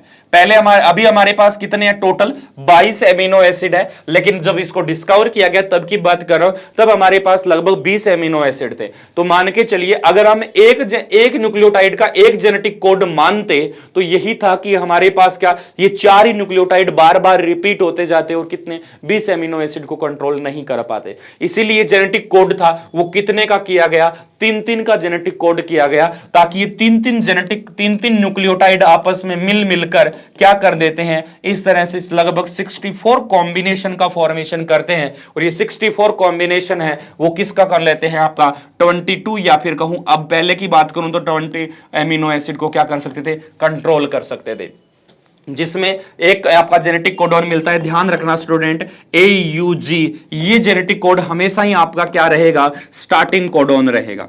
कौन सा कोडोन रहेगा, स्टार्टिंग कोडोन रहेगा। और ये कौन से एमिनो एसिड को कंट्रोल करता है, तो ध्यान रख लेना मिथ्योनिन एमिनो एसिड को कंट्रोल करने का काम करता है। सिर्फ एक ही एमिनो एसिड है जो सिर्फ एक न्यूक्लियोटाइड है जो एक ही एमिनो एसिड को क्या करता है, कंट्रोल करता है। उसके बाद में हमारे पास और भी देखने को मिलते हैं, 3 ऐसे होते हैं, कौन कौन से, UAG UAA और UAC। UGA।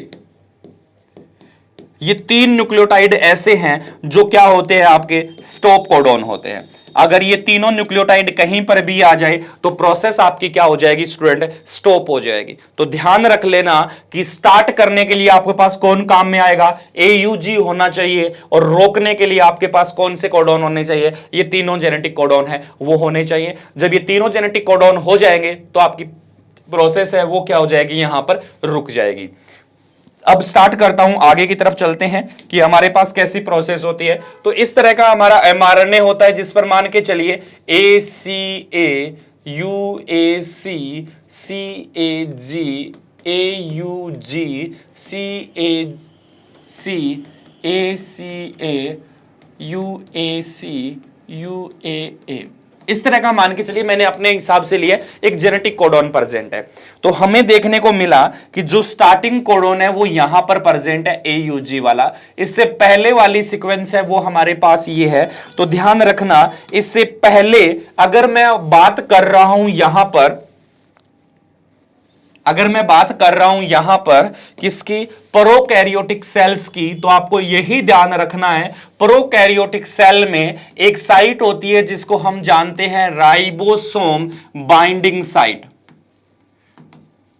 प्रोकैरियोटिक सेल में ये जो राइबोसोम बाइंडिंग साइट होती है, उस साइट्स को हम एक नाम से जाना जाता है, उसका ध्यान रखना स्टूडेंट, नाम उसे हम कहते हैं Shine Dalgarno sequence. Prokaryotic cell में इसको किस नाम से जाना जाता है, साइन डलगर्नो सीक्वेंस के नाम से जाना जाता है। और यूकैरियोटिक सेल्स के अंदर जो ये राइबोसोम बाइंडिंग साइट होती है उसको हम किस नाम से जानते हैं स्टूडेंट, यहां पर कोजेक सीक्वेंस के नाम से जानते हैं। आपके पास दो होगी, कई बार छोटे वाले क्वेश्चन में पूछ लेता है साइन डलगर्नो सीक्वेंस कहां होती है स्टूडेंट, ध्यान रखना है प्रोकैरियोटिक सेल में जिस जगह पर राइबोसोम बाइंड होता है या फिर राइबोसोम स्टार्टिंग कोडॉन के 4 या 5 न्यूक्लियोटाइड पहले आपके पास एक राइबोसोम के बाइंड होने की साइट्स होती है, उसे आप क्या कहते हो, राइबोसोम बाइंडिंग साइट्स कहते हो, और उसे हम साइन डलगर्नो सीक्वेंस कहते हैं। उसी तरह से यहां पर भी क्या होगा, कोजेक सीक्वेंस प्रेजेंट रहेगी। अब आपको थोड़ा सा यह ध्यान में रखना है कि जो साइन डलगर्नो सीक्वेंस होती है, यहीं पे बात कर लेते हैं आगे हम, कि जो हमारे पास साइन डलगर्नो सीक्वेंस होती है उसकी सीक्वेंस कैसी होती है, AGG AGG A। कैसी होती है सीक्वेंस, ध्यान रखना, घर पे बोलते हैं ना AGG AGG AGG, तो आपको बस इतना ही ध्यान रखना है साइन डलगर्नो की सीक्वेंस कैसी होती है, AGG AGG AGG, ठीक है। और जो कोजेक सीक्वेंस होती है उसकी जो साइटिंग या फिर राइबोसोम बाइंड करने की साइट्स होती है वो ध्यान रखना, ANN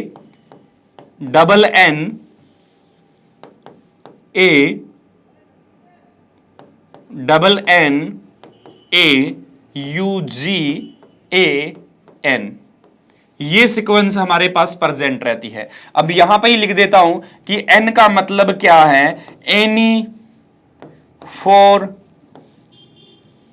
यानी एनी 4 न्यूक्लियोटाइड, इनमें से कोई सा भी आपका आ सकता है, एडिनिन आ सकता है, ग्वानिन आ सकता है, यूरेसिल आ सकता है, साइटोसिन आ सकता है, इनमें से कोई सा भी आ जाए, लेकिन आपको ध्यान क्या रखना है कि पहले AEG AUG बीच में होना चाहिए, तभी आपके पास क्या बनेगी, वो कोजेक सीक्वेंस है वो बनेगी, ठीक है। ये हमारे पास साइन डलगर्नो और कोजेक सीक्वेंस होगी राइबोसोम बाइंडिंग साइट्स के अंदर।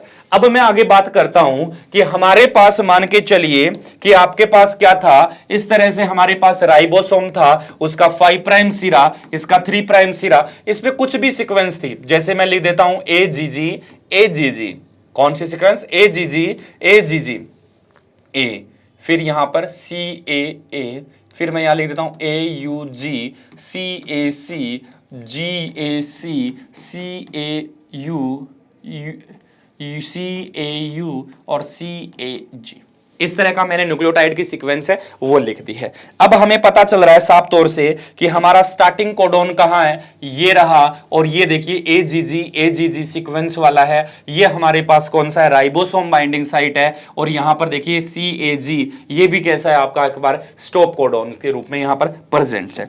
तो सबसे पहले क्या होगा कि सबसे पहले इस राइबोसोम के ऊपर या राइबोसोम बाइंडिंग साइट्स के ऊपर राइबोसोम बाइंड होगा। कौन कौन सा राइबोसोम बाइंड होगा ये आप देख लेना कि 18S होता है, उसकी लार्ज यूनिट 60S होती है, स्मॉल यूनिट 40S होती है। जो 70S होता है इसकी बड़ी वाली यूनिट 50S होती है, और छोटी वाली यूनिट हमेशा कितनी रहती है, 30S के रूप में यहां पर प्रेजेंट रहती है। तो वैसे ही सबसे पहली यूनिट होती है वो यहां पर कैसी होगी, स्मॉल यूनिट बाइंड होगी। अगर आपको प्रोकैरियोटिक का पूछे तो प्रोकैरियोटिक यूनिट डिजाइन करना, अगर यूकैरियोटिक का पूछे तो यूकैरियोटिक की पॉइंट यहां पर क्या करोगे, बाइंड करोगे। लेकिन मैं दोनों को साथ में लेकर चल रहा हूं ताकि आपको अच्छे से क्या हो जाए, समझ में आ जाए। तो यहां पर ध्यान रखना स्मॉल सब यूनिट बाइंड हो गई।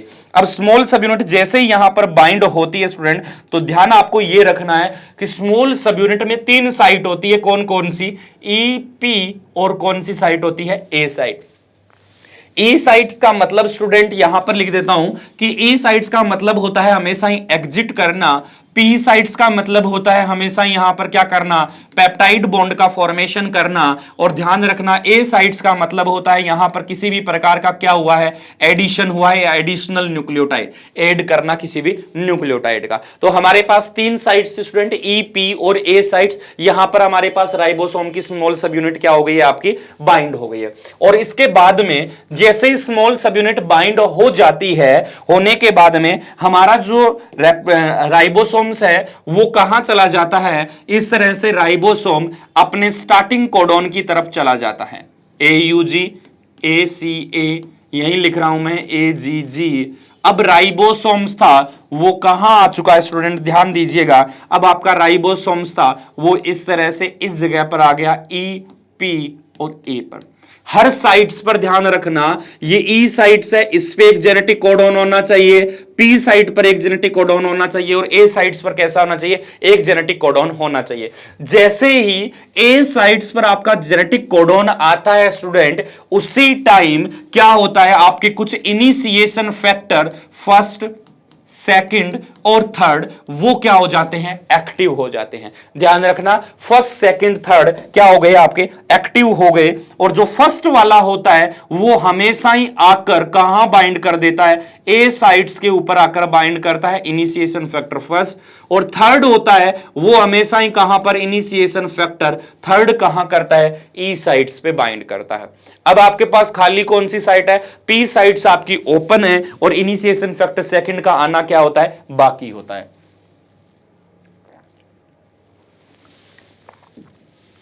अब आपको क्या देखने को मिला कि इनिशिएशन साइट्स आ गई। अब यहां पर ही मैं कुछ इसको चेंज कर देता हूं, कुछ इस तरह से।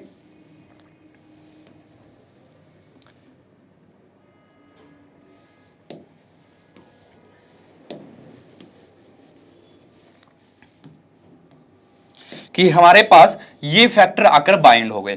लेकिन अब क्या हुआ कि इनिशिएशन फैक्टर पी साइट्स है वो अभी भी क्या है, ओपन है। तो इसके ऊपर क्या होगा, आपका चार्ज हुआ एमिनो एसिड्स आएगा। अब चार्ज हुआ एमिनो एसिड कौन सा होता है, तो ध्यान रखना आपके पास कोई भी एमिनो एसिड हो सकता है। जैसे मैं बात करूं कि एक आपके पास COOH ग्रुप, यहां पर R, यहां पर आपका R, यहां पर आपका H, और यहां पर क्या होता है आपके पास NH2 ग्रुप वाला कोई भी एमिनो एसिड है। अगर उसके ऊपर आपने क्या कर दिया, ATP को बाइंड कर दिया, ये जो एमिनो एसिड है, ये एमिनो एसिड के ऊपर अगर आपने ATP को बाइंड कर दिया तो ये क्या कहलाता है, एसाइल एमिनो एसिड के नाम से जाना जाता है। ये क्या जाना जाता है, एसाइल एमिनो एसिड के नाम से जाना जाता है, जब एमिनो एसिड के ऊपर ATP हो गई। अब एमिनो एसाइल या एसाइल एमिनो एसिड के ऊपर जब आपका tRNA बाइंड होगा, तो tRNA बाइंड होगा तो उसको आप किस तरह से बोलोगे, एसाइल एमिनो क्या हो गया आपका, tRNA हो गया। ये एसाइल एमिनो tRNA है, ये एसाइल एमिनो tRNA आपका जो इनिशिएशन फैक्टर जो अभी देखा है हमने यहां पर, एसाइल एमिनो जो टीआरएनए है आपका, इसको लेकर आने का काम होता है वो कौन करता है आपका, इनिशिएशन फैक्टर सेकंड करता है। कौन सा फैक्टर करता है, इनिशिएशन फैक्टर सेकंड करता है। इतने में ही हमारे पास क्या देखने को मिलता है स्टूडेंट, कि ये जो प्रोटीन्स है, जो हमारे पास आरएनए है, ये अपनी कहां पहुंच जाता है, राइबोसोम की स्मॉल सब यूनिट नेक्स्ट स्टेज पर पहुंच जाता है, जिसे ईपीए। अब पी साइट्स पर आपका कोडोन कौन आ जाएगा, एयूजी आ जाएगा। अगली साइट्स पर ये आ जाएगा, अगली साइट्स पर आपका क्या हो जाएगा, इस तरह का कोडोन आ जाएगा। और इसके ऊपर जस्ट आपके पास कौन हो जाएगा, इनिशिएशन फैक्टर थर्ड बाइंड हो जाएगा। इसके ऊपर इनिशिएशन फैक्टर फर्स्ट बाइंड हो जाएगा। अब पी साइट्स के ऊपर सबसे पहले कौन सा कोडोन है, एयूजी कोडोन है, और लेकर आया है आपका इनिशिएशन फैक्टर किसको, टीआरएनए को। और इनिशिएशन फैक्टर सेकंड टीआरएनए को लेकर आता है, वो यहां पर आकर बाइंड हो जाता है। और ये जो ऊपर मैं राउंड वाली स्ट्रक्चर बना रहा हूं, इसमें क्या है आपका, एयूजी को कोडोन करने वाला मिथ्योनिन है। तो ये मिथ्योनिन जस्ट आकर यहां पर क्या हो जाता है आपका, बाइंड हो जाता है। जैसे ही यहां पर ये टीआरएनए आकर बाइंड होता है, होते ही इसके ऊपर हमारे पास क्या हो जाती है, सबसे बड़ी जो लार्ज यूनिट होती है वो यहां पर आकर क्या हो जाती है, बाइंड हो जाती है। अगर टोटल कहूं तो हमारे पास क्या हो गया है आपका, यहां से लेकर ये जो स्ट्रक्चर है वो यहां पर क्या हो गई है, बाइंड हो गई है।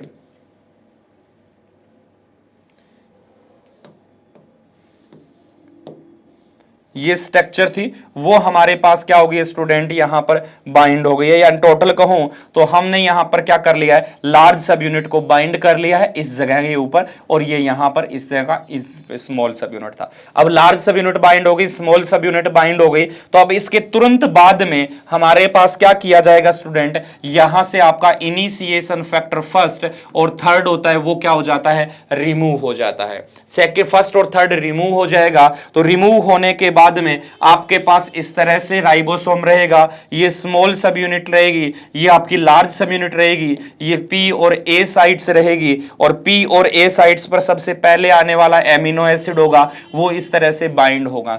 ये इनिशिएशन फैक्टर इस साइट पर क्यों बाइंड हुए, इसका रीजन भी सुन लीजिएगा स्टूडेंट। इसीलिए ये बाइंड हुए ताकि सबसे पहले आने वाला एमिनो एसिड कहां पर बाइंड हो, पी साइट के ऊपर बाइंड हो। तो ये याद रखना, सबसे पहला एमिनो एसिड कहां बाइंड होता है, पी साइट्स के ऊपर बाइंड होता है। और सबसे पहला एमिनो एसिड आता कौन सा है, तो मिथ्योनिन आता है, जब पी साइट्स पर कौन सा कोडोन रहता है आपका, एयूजी कोडोन रहता है। अब आगे क्या किया जाएगा, आगे कोई नया न्यूक्लियोटाइड आता रहेगा। जैसे यहां पर मैं बात कर लूं कि इस जगह पर कोई नया न्यूक्लियोटाइड आया, फिर से ये प्रोसेस कहां चलेगी। अब स्टूडेंट थोड़ा सा ध्यान में रखना इस चीज को। अब हमारी प्रोसेस है वो इस तरह से स्मॉल सब यूनिट आगे की तरफ ट्रांसफर करेगी। यहां पर हमारे पास क्या देखने को मिलेगा कि जो सबसे पहला एमिनो एसिड आया वो अब कहां पहुंच गया, टीआरएनए पर पहुंच गया। सेकंड जो एमिनो एसिड आया वो अब कहां पहुंच गया है, इस जगह पर पहुंच गया था। लेकिन इन दोनों के बीच में सबसे पहले क्या हुआ था, पेप्टाइड बॉन्ड का फॉर्मेशन हुआ। कैसे हुआ, तो ध्यान रखना कि ये एमिनो एसिड किस पे ट्रांसफर हो गया, इस पे हो गया, और ये खाली हुआ एमिनो एसिड कहां गया, ई साइट्स पर ट्रांसफर हो गया। अब यहां पर क्या होगा, आपका नया एमिनो एसिड आएगा, वो नया एमिनो एसिड आकर कहां हो जाएगा, यहां पर बाइंड कर जाएगा। तो ये क्या हो जाएगी, आपकी प्रोटीन की चेन चलती रहेगी। यहां तक की प्रोसेस होती है वो आपकी इनिशिएशन में चलती है। ये प्रोसेस आपकी कैसे चलती है, इलोंगेशन के अंदर चलती है। और जैसे जैसे ये इलोंगेशन में चलती जाएगी स्टूडेंट, जैसे जैसे ये प्रोसेस आपकी आगे की तरफ चलती जाएगी, आपके यहां पर क्या हो जाएगा, प्रोटीन का निर्माण है वो कंटिन्यूअसली क्या है, होता रहेगा। किस तरह की प्रोसेस के अंदर, ध्यान देना कि आपका इस तरह से क्या था, आरएनए था, ये आपका राइबोसोम्स यहां हो गया, और यहां पर आपको क्या देखने को मिला, ये खाली एमिनो एसिड, ये इस तरह का एमिनो एसिड, जिसके ऊपर क्या हो गया, प्रोटीन की एक लंबी चेन का फॉर्मेशन हो गया। ये जो है वो किसका फॉर्मेशन कर रहे हैं, यहां पर पेप्टाइड बॉन्ड का फॉर्मेशन कर रहे हैं। कोई नया एमिनो एसिड है वो यहां पर आता जा रहा है और न्यूक्लियोटाइड को ऐड करता हुआ जा रहा है। तो ये जो पी साइट्स के ऊपर है वो हमेशा ही किसका फॉर्मेशन होता है, पेप्टाइड बॉन्ड का फॉर्मेशन होता है। स्टूडेंट ध्यान रखिएगा। अब ए साइट्स पर आगे चलती गई प्रोसेस, और मान लीजिए अब ए साइट्स के ऊपर हमारे पास क्या आ गया, कोई ये आ गया सी स्टॉप कोडॉन, मान के चलिए कि हमारे पास यहां पर क्या आ गया है, कोई स्टॉप कोडॉन प्रोसेस आ गई। स्टॉप कोडॉन में कौन सा, जैसे मैं कह दूं कि नहीं हमारे पास यहां पर क्या आ गया, UAA आ गया, तो अब कोई भी एमिनो एसिड इस स्टॉप कोडॉन को रिकॉग्नाइज नहीं कर पाएगा, और स्टॉप कोडॉन को इसको रिकॉग्नाइज नहीं कर पाएगा, तो आपके पास स्टूडेंट्स क्या देखने को मिलेगा कि एक आता है सबसे पहले रिलीज फैक्टर। सबसे पहले कौन आएगा आपके पास, यहां पर रिलीज फैक्टर है, वो यहां पर आएगा। रिलीज फैक्टर कौन सा आएगा स्टूडेंट, फर्स्ट आएगा। तो रिलीज फैक्टर फर्स्ट आकर इस पूरी प्रोसेस को क्या कर देगा, आपको अलग कर देगा। तो ध्यान रखना, रिलीज फैक्टर फर्स्ट आया, उसने पी साइड्स पर बाइंड हुआ, पी साइड्स के बाद में ये प्रोटीन चेन इसके ऊपर ट्रांसफर हो गई, और ट्रांसफर होने के बाद पूरा का पूरा प्रोसेस है वो आपका क्या हो गया, टर्मिनेशन के थ्रू कंप्लीट हो गया। प्रोटीन आपकी अलग हो जाएगी, राइबोसोम की बाइंडिंग है वो आपकी स्मॉल यूनिट लार्ज यूनिट अलग हो जाएगी। ये चीजें आपने पढ़ी होगी।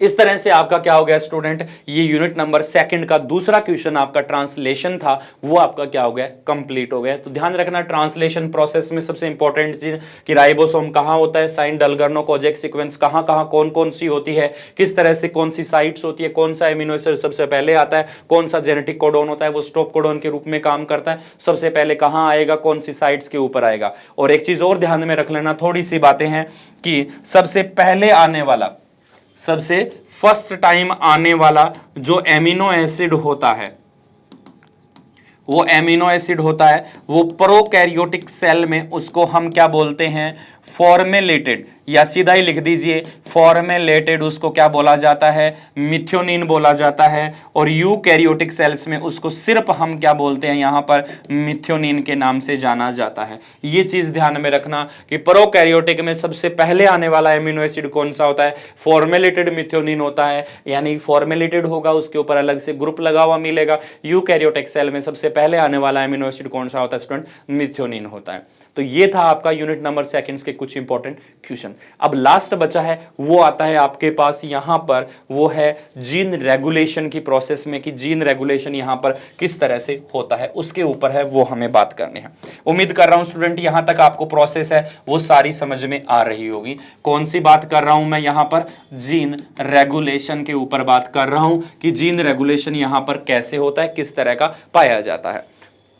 अब सुनिएगा स्टूडेंट, जीन रेगुलेशन के ऊपर बातें करें तो जीन रेगुलेशन के अंदर हमें क्या देखने को मिलता है कि हमारे पास कोई भी जीन्स होता है वो रेगुलेट किया जाता है। जैसे रेप्लिकेशन से कहूं, छोड़िए, डीएनए से आपके पास क्या बना, आरएनए बना, और आरएनए से आपके पास अभी हमने देख लिया क्या बना, प्रोटीन बना। तो कोई भी जीन होगा, उस जीन कहां है, डीएनए में प्रेजेंट है, और वो जीन आकर चल के क्या बनाएगा, प्रोटीन बनाएगा। तो अगर उस प्रोटीन की जरूरत है तभी वो प्रोटीन बनाए, जरूरत नहीं है तो वो प्रोटीन नहीं बनाए। इसके लिए पूरी प्रोसेस को क्या करना होता है, रेगुलेट करना होता है। यानी पूरी प्रोसेस को किस तरह से हम कंट्रोल करेंगे, वो कंट्रोल की प्रोसेस हमें कहां पढ़नी होती है स्टूडेंट्स, यहां पर इस जीन रेगुलेशन के अंदर पढ़नी होती है कि कौन कौन से रेगुलेट हम किस तरह से कर सकते हैं। तो ध्यान रखना, रेगुलेशन के टाइम हमारे पास क्या होता है स्टूडेंट, इस तरह से डीएनए होता है, उस डीएनए में सबसे पहला आता है हमारे पास रेगुलेशन जीन, यानी रेगुलेटरी जीन्स होता है, जिसको हम लिखते तो आर के नाम से, लेकिन उसका सिंबल हम आई लिखाते हैं। फिर उसके बाद में हमारे पास आता है प्रमोटर रीजन्स, फिर हमारे पास आता है ऑपरेटर रीजन्स, और फिर हमारे पास आता है यहां पर क्या, स्ट्रक्चरल जीन्स। यहां पर क्या होता है, कुछ स्ट्रक्चरल जीन्स होते हैं वो यहां पर प्रेजेंट रहते हैं। अब कौन कौन से स्ट्रक्चरल जीन्स होते हैं देख लीजिएगा, Z+ होता है, एक Y+ जीन्स होता है, और यहां पर एक जीन्स कौन सा होता है आपका, A+ होता है। इस जीन्स को यहां से लेकर यहां वाले जीन्स को हम क्या कहते हैं, स्ट्रक्चरल जीन्स कहते हैं। जो Z+ जीन है स्टूडेंट ध्यान में रखना, जो Z+ जीन है वो क्या करता है, बीटा गैलेक्टो साइडेज का क्या करता है, निर्माण करता है। वाई वाला होता है वो क्या करता है, परमेज का फॉर्मेशन करता है। ए वाला होता है वो क्या करता है, यहां पर एसिटाइलेज का क्या करेगा स्टूडेंट्स, फॉर्मेशन करेगा। यानी टोटल प्रोसेस कहे तो जेड जीन है वो बीटा गैलेक्टोसाइडेज का निर्माण करता है, वाई है वो परमेज बनाता है, और ए है वो एसिटाइलेज बनाता है। अब बीटा गैलेक्टोसाइडेज का काम क्या है कि सेल में कहीं पर भी लैक्टोज हो, इस लैक्टोज को बीटा गैलेक्टोसाइडेज ब्रेक करता है, और ब्रेक कर कर उसको क्या करा देता है, या तो उस प्रोसेस को क्या कर देगा आपका यहां पर ग्लूकोज में कन्वर्ट कर देगा, यानी कि लैक्टोज को ग्लूकोज और किस में कर देता है, ग्लैक्टोज में उसको तोड़ देता है। तो ध्यान रखना, ग्लूकोज और ग्लैक्टोज कहां से बनते हैं? लैक्टोज से बनते हैं। लैक्टोज को तोड़ने का काम कौन करता है? बीटा ग्लैक्टोसाइडेज करता है। परमीएज का किसके द्वारा होता है? वाई जीन के द्वारा। एसिटाइल ग्रुप को ट्रांसफर कौन करता है? ए जीन्स के द्वारा किया जाता है। अब अगर मैं बात करूं कि हमारे पास मान के चलिए ये कोई जीन्स है, डीएनए के अंदर है, आई है, फिर पी है, फिर ओ है, फिर आपके पास जेड है, वाई है और ए है। अब सबसे पहले बात कर लेता हूं प्रमोटर जीन्स के ऊपर, तो ध्यान से सुन लेना। प्रमोटर जीन्स हमेशा वह जीन है जिसके ऊपर क्या होता है? पॉलीमरेज बाइंड करता है। वो प्रोसेस को रेगुलेट करने का काम, ट्रांसक्रिप्शन और ट्रांसलेशन करने का काम करता है। ऑपरेटर जीन, ऑपरेटर जिसको हम ओ से लिखते हैं, यह वह जीन्स होता है जिसके ऊपर क्या होता है? आपका रिप्रेसर या कोई इनहिबिटर है वो बाइंड कर रहा होता है। स्ट्रक्चरल जीन्स है, वो अनेक प्रकार के एंजाइम्स का फॉर्मेशन करते हैं ट्रांसक्रिप्शन ट्रांसलेशन के थ्रू। और आई जीन्स है, वो रेगुलेटरी जीन्स है, पूरी प्रोसेस को क्या कर रहा होगा? ये रेगुलेट करने का काम है वो ये कर रहा होगा। आई जीन्स है, वो मान के चलिए, एक बार प्रोसेस को मैं समझा रहा हूं, सीधा ही हम समझते हैं, थ्योरी नहीं लिखते हैं। दो प्रकार की प्रोसेस होती है, एक तो पॉजिटिव रेगुलेशन, एक और नेगेटिव रेगुलेशन। इसके बारे में आपने पढ़ रखा होगा। आई जीन ने क्या किया? मान के चलिए आपका किसी भी प्रकार का रिप्रेसर का फॉर्मेशन किया, और मान के चलिए ये रिप्रेसर आपके पास किस प्रोसेस में है? एक्टिव प्रोसेस में है। और रिप्रेसर आपका कहां बाइंड हो गया? इस ऑपरेटर पर बाइंड हो गया। यानी कि ये प्रोसेस में कैसे हो गया? आपका बाइंड हो गया। यहां पर आपका कौन प्रेजेंट है? पॉलीमरेज प्रेजेंट है। तो अब पॉलीमरेज के आगे अब रिप्रेसर प्रेजेंट है, तो पॉलीमरेज आगे क्या कर पाएगा? रन नहीं कर पाएगा, आगे जा नहीं पाएगा। तो इन जीन से क्या होगा? एंजाइम्स का निर्माण नहीं होगा। इसका मतलब कि मैं लिख सकता हूं कि यहां पर हमारे पास क्या देखने को मिलता है कि जो ट्रांसक्रिप्शन है वो क्या हो जाता है? अपने आप ही ऑफ हो गया। क्यों हो गया? क्योंकि रिप्रेसर कैसा है? आपके पास एक्टिव है। अब अगर इसी तरह से दूसरी प्रोसेस में देखा जाए कि हमारे पास यहां पर ये प्रेजेंस है, इसमें देखा जाए आई जीन है, पी जीन्स है, ओ जीन है, यहां पर आपका स्ट्रक्चरल जीन्स है, वो सारे प्रेजेंट्स है। अब इन स्ट्रक्चरल जीन्स के अंदर मैं बात करूं कि रिप्रेसर जीन्स, रेगुलेटर जीन्स है, उसने क्या किया? रिप्रेसर का फॉर्मेशन किया। रिप्रेसर अब आपके पास क्या था? एक्टिव था। लेकिन उसी टाइम सेल के अंदर मान के चलिए क्या प्रेजेंट था? आपका लैक्टोज प्रेजेंट था। तो जैसे ही, ध्यान से सुनना प्रोसेस को, जैसे ही लैक्टोज इस रिप्रेसर पर बाइंड हुआ, होते ही ये एक्टिव को क्या कर देगा? प्रोसेस को आपका इनएक्टिव कर देगा। और इनएक्टिव कर दिया तो इसके ऊपर आगे बाइंड नहीं हो पाएगा, और नहीं हो पाएगा तो ऑपरेटर रीजन्स पर आपका पॉलीमरेज है वो आगे की तरफ जाएगा, इन स्ट्रक्चर से बनेगा एंजाइम्स, और क्या कह सकता हूं कि वो प्रोसेस में क्या हो गया? ट्रांसक्रिप्शन आपका ऑन हो गया। पहली चीजें देखिए, एक्टिव था, प्रोसेस ऑफ हुई, इनएक्टिव था, प्रोसेस आपकी क्या हुई? ऑन हुई। दोबारा सुन लेना, प्रोसेस आपने कोई स्विच को क्या कर दिया? मान लीजिए स्विच दबाया, ऑन किया, तो ऑन किया तो वो प्रोसेस आपकी बंद हो गई। आपने तो ऑन करने के लिए उस प्रोसेस को दबाया था, ऑन करने के लिए, लेकिन वो बंद हो गई।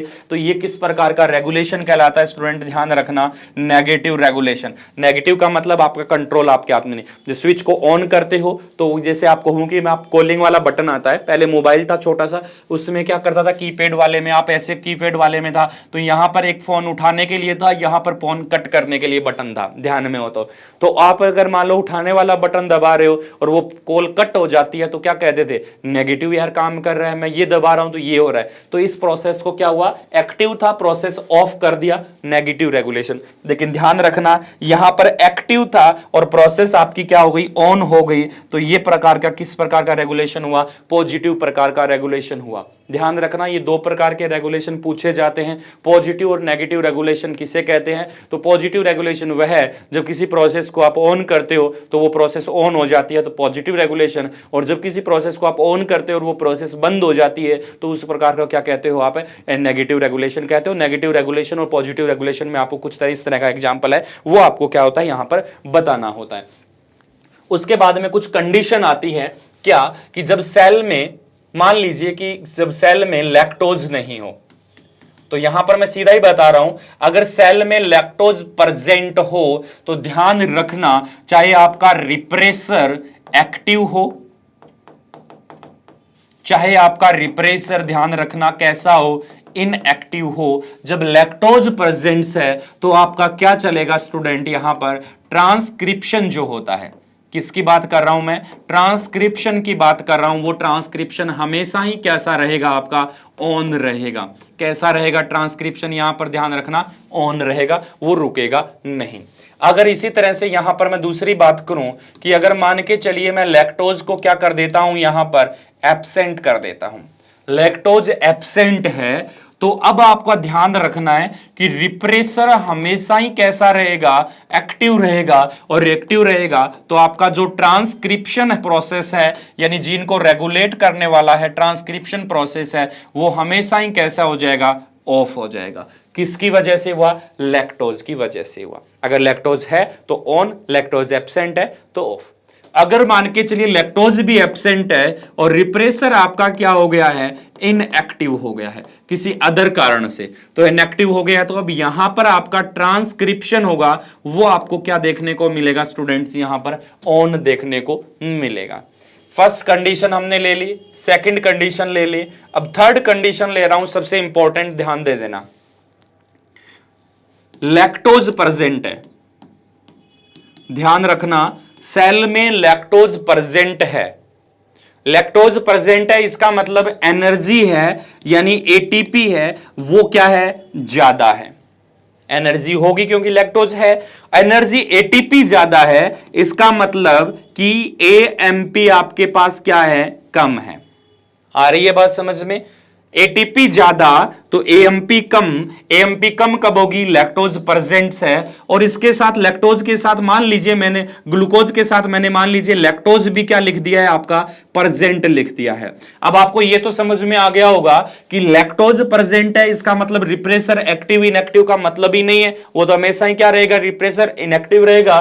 तो अब आपके पास लैक्टोज अगर प्रेजेंट है, एटीपी ज्यादा है, तो क्या किया जाएगा स्टूडेंट? ध्यान रखना, एक प्रकार का बेसिक लेवल का क्या चलेगा? ट्रांसक्रिप्शन ऑन रहेगा। अभी तक हमने ऑन ऑफ की बात की, अब बेसिक लेवल पे बात कर रहे हैं कि अगर आपके सेल में एनर्जी ज्यादा है, आप बताओ दोबारा एनर्जी लेना कोशिश करोगे कि मैं ये चीज खा लूं ताकि मेरे में एनर्जी आ जाए? नहीं करोगे। तो जो बेसिक प्रोसेस होती है वो चलती रहेगी, आपको जब भूख लगेगी तब आप खाते रहोगे। इसका मतलब लैक्टोज होगा तो आपके पास क्या होगी? एटीपी ज्यादा बनेगी। एटीपी ज्यादा बनेगी, एटीपी होगी शरीर में, तो आपको ज्यादा ट्रांसक्रिप्शन करने की जरूरत नहीं है, ज्यादा प्रोटीन बनाने की जरूरत नहीं होती। लेकिन फोर्थ नंबर कंडीशन में ध्यान रखना स्टूडेंट, मान लीजिए आपके पास ग्लूकोज, अरे लैक्टोज लिख दिया ना, ग्लैक्टोज लिख दिया ना ज्यादातर, कोई ना स्टूडेंट ध्यान रखना, दोबारा बोल रहा हूं, ग्लूकोज की मैं बात कर रहा हूं यहां पर, ठीक है ना? ये थोड़ा सा ग्लूकोज की बात कर रहा हूं मैं, लैक्टोज की बात नहीं कर रहा हूं।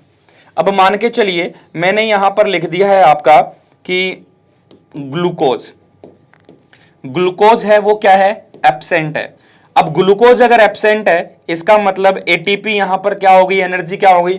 कम हो गई। और एनर्जी कम हो गई इसका मतलब एएमपी क्या हो गई? ज्यादा हो गई। और एएमपी को हम ज्यादातर किस फॉर्म में लिखते हैं? साइक्लिक एएमपी के फॉर्म में लिखते हैं, क्योंकि दोबारा एएमपी एडीपी में बदलती है, एडीपी किस में बदल जाती है? एटीपी में बदल जाती है। तो साइक्लिक एएमपी ज्यादा हो गई, और साइक्लिक एएमपी ज्यादा हो गई इसका मतलब लैक्टोज यहां पर क्या है? मान के चलो एब्सेंट है।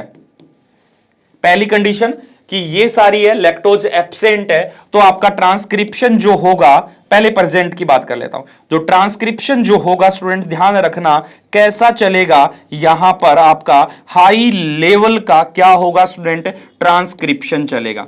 किस लेवल का चलेगा? हाई लेवल का चलेगा। क्यों चलेगा उसको अच्छे से सुनना भी। हाई लेवल का इसलिए चलेगा कि ग्लूकोज नहीं है, एनर्जी की आपकी शरीर में ज्यादा आवश्यकता है। एनर्जी किससे मिलेगी? प्रोटीन से मिलेगी, ग्लूकोज से मिलेगी। ग्लूकोज कब आएगा? जब बीटा ग्लैक्टोसाइडेज बनेगा। यहां पर देखना कि मान लीजिए आपके पास एनर्जी नहीं है, एनर्जी नहीं है तो किससे बनेगा? इस बीटा ग्लैक्टोसाइडेज आएगा और वो क्या करेगा? लैक्टोज को तोड़ेगा, किसमें? ग्लूकोज में। और ग्लूकोज से क्या बनेगी? आपकी एनर्जी बनेगी। तो ज्यादा क्या चाहिए? Beta galactosidase. बीटा ग्लैक्टोसाइडेज कब बनेगा? जब ट्रांसक्रिप्शन चलेगा। ज्यादा बीटा ग्लैक्टोसाइडेज कब बनेगा? जब वो किसमें चलेगा? हाई लेवल में चलेगा। यानी हाई लेवल का ट्रांसक्रिप्शन होगा तभी आपके पास क्या होगी? एनर्जी होगी, वरना अगर हाई लेवल का ट्रांसक्रिप्शन नहीं हुआ तो वो एनर्जी नहीं दिखाता है।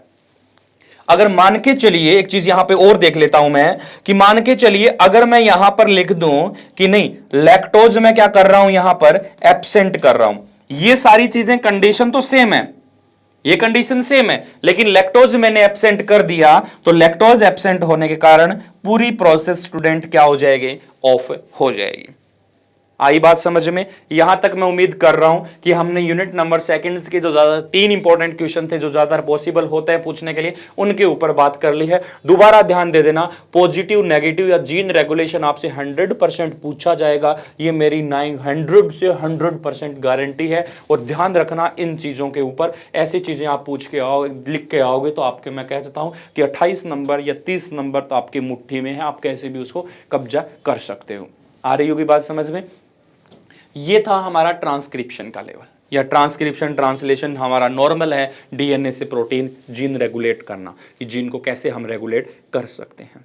तो यहाँ पर स्टूडेंट हमने आज इस लेक्चर के अंदर बात कर ली है यूनिट सेकंड के लेक्चर्स की। आप अगर इन दोनों यूनिट्स को अच्छे से, जितना मैंने बताया है उतना आप अगर अच्छे से कवर कर पाते हो तो आपके भी 100% कह सकता हूँ कि आप इन पेपरों में कहीं भी अटकते नहीं हो। और सभी भी छोटे वाले क्वेश्चन भी मैंने साथ में लेकर चला हूँ इन 2 यूनिट्स के अंदर। छोटे वाले क्वेश्चन आपके एकदम, जहाँ तक मेरे को अंदाज है, छोटे वाले क्वेश्चन पूछे तो इन्हीं में से पूछा जाएगा और कहीं से भी कोई भी छोटा क्वेश्चन है वो नहीं पूछा जाएगा। अब हमने यहाँ तक अपना जीन रेगुलेशन कंप्लीट कर लिया है। बेसिकली इन दोनों पॉइंट्स के ऊपर ध्यान रखना कि ग्लूकोज होगी तब एनर्जी होगा, ग्लूकोज नहीं होगा तो एनर्जी भी नहीं होगी। एनर्जी एएमपी में होगी और अगर ग्लूकोज होगा तो किस में होगी, एटीपी में होगी। और ग्लूकोज की ज़रूरत होगी तो वो ट्रांसक्रिप्शन कैसा चलेगा, हमारे हाई लेवल का ट्रांसक्रिप्शन चलेगा। उम्मीद कर रहा हूँ इन सारी चीज़ों पे आपको समझ में आया होगा, ट्रांसक्रिप्शन एंड ट्रांसलेशन भी आपको समझ में आया होगा स्टूडेंट। क्योंकि ये भी यहाँ पर है, ये जल्दी सी है, जल्दी से करवा रहा हूँ, रिवीजन करवा रहा हूँ। आपने ये चीज़ें पहले से पढ़ रखी होगी, रिवीजन करा रहा हूँ इसीलिए। ठीक है, मिलते हैं आपसे यूनिट नंबर 3rd और 4th के स्पेसिफिक बेस्ट क्वेश्चंस के साथ, नई एनर्जी बूस्टर की क्लासेस के साथ। मिलते हैं स्टूडेंट नेक्स्ट क्लास में। Thank you.